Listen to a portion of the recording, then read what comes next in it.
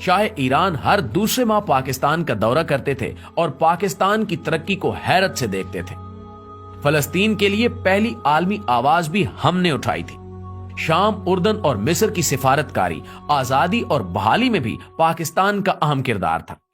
Saudi अरब में 1970 तक पाकिस्तान से ज़कात जाती थी और सऊदी शहरी खाना काबा में पाकिस्तानियों के रिज्क में इजाफे के लिए दुआएं किया करते थे। यूएई की तरक्की में भी पाकिस्तान का अहम किरदार था। दुनिया की चौथी बेहतरीन एयरलाइन यानी एमिरेट्स का कोड EK है और इसका K कराची है। ये एयरलाइन कराची से स्टार्ट हुई थी। हमने इन्हें जहाज भी दिया था और अमला भी, लिहाजा ये आज भी अमारात कराची है। माल्टा के बच्चों के सिलेबस में PIA का पूरा एक बाब है। सिंगापुर एयरलाइन और पोर्ट दोनों पाकिस्तानियों ने बनाई। इंडोनेशिया और मलेशिया की अशराफिया के बच्चे पाकिस्तान में पढ़ते थे।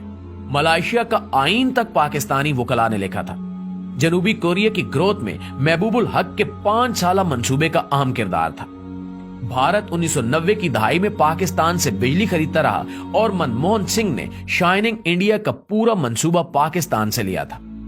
दुनिया की 3 बड़ी इंजीनियरिंग फॉरम्स ने 1960 की दहाई में कंसोर्शियम बनाकर मंगला डैम की बिड की थी और हार्वर्ड यूनिवर्सिटी की इंजीनियरिंग क्लास के तालिब इल्म जहाज भरकर मुताले और मुशाहिदे के लिए मंगला आते थे और इस मंसूबे को हैरत से देखते थे। मुस्लिम दुनिया के 27 मुल्कों के फौजी अफसर पाकिस्तानी अकेडमियों में ट्रेंड हुए और बाद अज़ां अपने अपने मुल्कों में आर्मी चीफ बने। यूएई की फरमारवा जैद बिन सुल्तान अल नहान 1970 की दहाई तक पाकिस्तान के दौरे पर आते थे तो इनका इस्तकबाल कमिश्नर रावलपिंडी करता था। हमारे वजीर भी एयरपोर्ट नहीं जाते थे और सबसे बढ़कर 1961 में जब अयूब खान अमेरिका के दौरे पर गए तो पूरी अमेरिकी काबीना ने सदर जॉन F कैनेडी समेत एयरपोर्ट पर उनका इस्तकबाल किया और सदर अयूब खान एयरपोर्ट से व्हाइट हाउस खुली गाड़ी में गए और सड़क के दोनों साइडों पर अमेरिकी अवाम फूल लेकर खड़े थे और पाकिस्तान जिंदाबाद और वेलकम वेलकम के नारे लगा रहे थे। नाज़रीन गिरामी, पाकिस्तान ने एक दौर ऐसा भी देखा है जब दुनिया हैरत से इसकी तरफ देखती थी और ये जर्मनी और जापान जैसे मुल्कों को कर्जे और इमदाद देता था।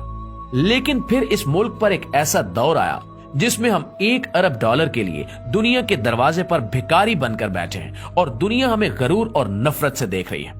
एक वक्त था जब हम वीजे के बगैर पूरी दुनिया में सफर करते थे और एक वक्त अब है जब हमें अफगानिस्तान के वीजे के लिए भी कतारों में खड़ा होना पड़ता है। ऐसा क्यों हुआ? क्या कभी हमने सोचने की जहमत की है? हमें मानना पड़ेगा कि हमने बड़ी मेहनत और जदोजहद से इस मुल्क को तबाह बर्बाद करके रख दिया है।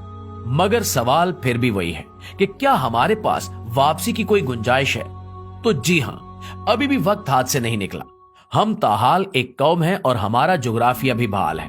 लिहाजा हम आज अगर नींद से जाग उठे, हम आज अपने हाल पर रहम करें तो हम 10 से 20 वर्षों में दोबारा उस लेवल पर आ सकते हैं जिस पर हम दूसरे मुल्कों को इमदाद और कर्जे दें। लेकिन इसके लिए हमें चंद बड़े फैसले करना होंगे। कोई भी सियासतदान 2 या हद 3 से ज्यादा मुद्दत तक वजीर आजम न रह सके और मुल्क को बिजनेस फ्रेंडली बनाया जाए। कोई भी शहरी या गैर मुल्की मुल्क में कंपनी खोल सके और कारोबार कर सके और हुकूमत उसे 5 साल तक टैक्स की रियायत दे। हम फौरी तौर पर आबादी कंट्रोल करें और 30 साल की उम्र तक तमाम लोगों को हुनरमंद भी बनाएं।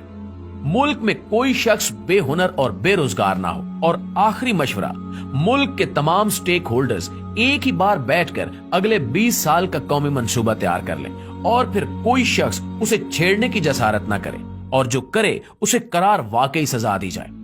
नाज़रीन, आप यकीन कीजिए कि हम इन चंद इकदामात से एक बार फिर इज्जत और आबरू की शाहराह पर आ सकते हैं, वरना हम इसी तरह भीख मांग मांग कर खत्म हो जाएंगे और तारीख के औराक में हमारा जिक्र तक नहीं मिलेगा। आखिर में दुआ है कि अल्लाह ताला इस कौम पर, अल्लाह ताला इस वतन पर अपना रहमो करम नाजिल फरमाए। आमीन सुमा आमीन।